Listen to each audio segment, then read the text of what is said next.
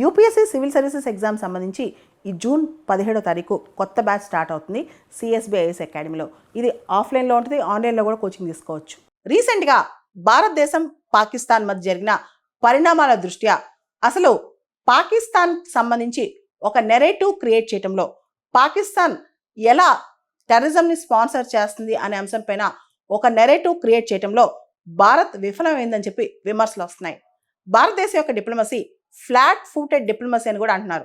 అంటే పెద్దగా ఏమీ సాధించలేకపోయింది, చాలా ఇన్ఎఫెక్టివ్గా ఉంది. ప్రపంచం నెరేటివ్ పాకిస్తాన్ మీద ఏమీ మారలేదు. దేశాలన్నీ కూడా స్వప్రయోజనాల దృష్ట్యా పాకిస్తాన్ అంశంలో డిఫరెంట్గా రియాక్ట్ అవుతున్నాయని చెప్పి ఒక అర్థం వచ్చేలా చాలామంది విమర్శిస్తున్నారు. అసలు ఏం జరుగుతుంది మనం చూద్దాం. ఓ పక్క మనం చూసాం పహల్గామ్ టెర్రర్ అటాక్స్. పాకిస్తాన్ ఉగ్రవాదానికి ఎట్లా సపోర్ట్ చేస్తుంది, పాకిస్తాన్ మిలిటరీ ఆఫీషియల్స్ కూడా తీవ్రవాదులు ఉగ్రవాదులు ఎవరైతే ఉన్నారో వాళ్ళ యొక్క లాస్ట్ రైట్స్కి, వాళ్ళ యొక్క ఫ్యూనరల్కి కూడా అటెండ్ అయ్యారనమాట.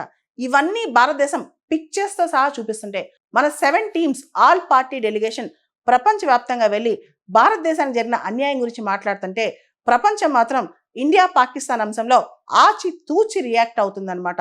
ముఖ్యంగా డొనాల్డ్ ట్రంప్ డీహైఫనేషన్ పాలసీ ఫాలో అవుతున్నారు. అంటే ఇండియా పాకిస్తాన్ అంశంలో ఈ టెర్రరిజం ఇలాంటి మధ్యలోకి రానివ్వకుండా పాకిస్తాన్తో సపరేట్గా, ఇండియాతో సపరేట్గా తన సొంత ఇంట్రెస్ట్ల కోసం ముందుకెళ్తా ఉన్నారనమాట.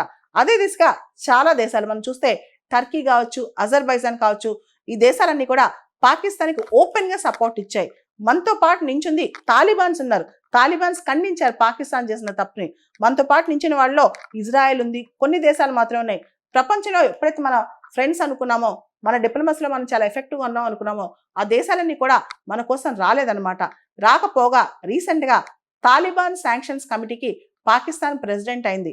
రీసెంట్గా మనం గమనిస్తే యుఎన్ఎస్సిలో కౌంటర్ టెర్రరిజం కమిటీకి వైస్ చైర్మన్ అయింది. ఇవన్నీ చూస్తే ఒక పక్క భారతదేశం పాకిస్తాన్ ఇలా టెర్రరిజం సపోర్ట్ చేస్తుంది, స్పాన్సర్ చేస్తుందని ఇండియా ప్రపంచవ్యాప్తంగా చెప్తుంటే ప్రపంచం మాత్రం ఇదేమీ ఎరగనట్టు పాకిస్తాన్ పెద్ద పెద్ద పొజిషన్స్ ఇస్తూ యుఎన్లో కూడా కౌంటర్ టెర్రరిజం కమిటీలో పెద్ద స్థానం ఇచ్చి ఇలా చేస్తుందన్నమాట.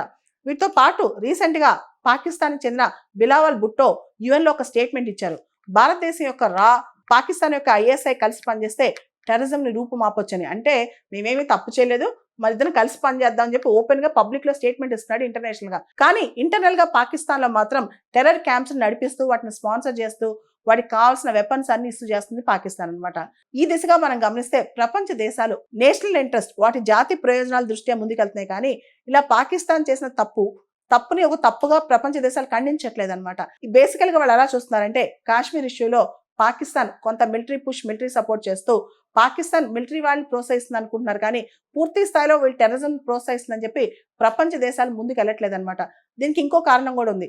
మనం ఈ ఫ్లాట్ ఫుడ్ డిప్లొమసీ, మనం డిప్లొమసీని ముందుకు నడిపించే ముందు పూర్తి స్థాయి ఎవిడెన్స్తో, పూర్తి స్థాయి ప్రిపేర్నెస్తో ముందుకు వెళ్లకుండా అడ్హాకిజంగా, అంటే మనం రియాక్టివ్గా ముందుకెళ్ళాము, దాని ద్వారా మనం చెప్పాలనుకుంది ప్రపంచానికి సరిగా చెప్పలేకపోయామని చెప్పి కూడా చాలా మంది విమర్శిస్తున్నారనమాట పాకిస్తాన్ వ్యతిరేకంగా మనం చేసిన డిప్లొమసీని.